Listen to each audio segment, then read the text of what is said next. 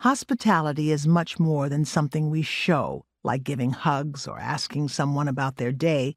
It is the cultivation of a mindset or spirit that shapes how we think, feel, and behave. We believe that every action our team takes in a Can We Talk gathering, from the initial welcoming to the sharing of food to the way we set up chairs for the sharing, is potentially healing. Hospitality begins with empathy. As Marcia explains it, understanding what the other person is going through. With an etymology traced back to the German Einfühlung, which essentially means feeling into, empathy is the capacity to literally feel your way into the emotional experience of another person. We can appreciate empathy among kin more easily than we can understand it when it shows up among strangers. We expect a parent's empathy as a motivation for the protection of a child. One of my brother's earliest memories is getting his hand caught in the big black iron gate in our front yard when he was a toddler. He remembers screaming at the top of his lungs, and he says that within seconds our father literally pulled the gate off the hinges and grabbed my brother up in his arms. My father instantaneously felt into my brother's extreme emotions. No questions asked, no explanation necessary.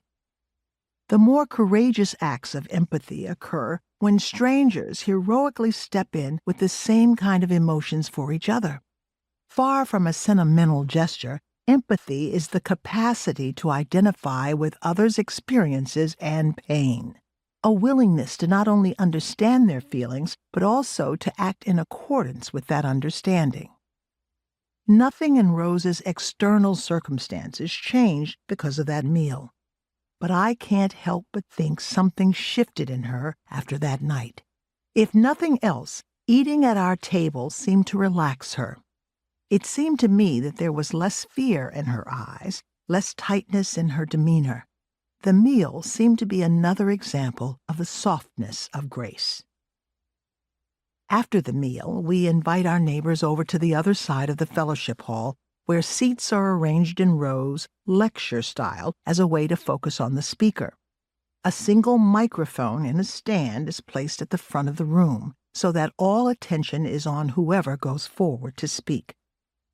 The audience's role is not to ask questions, make suggestions, or in any way start conversations about the stories that are shared.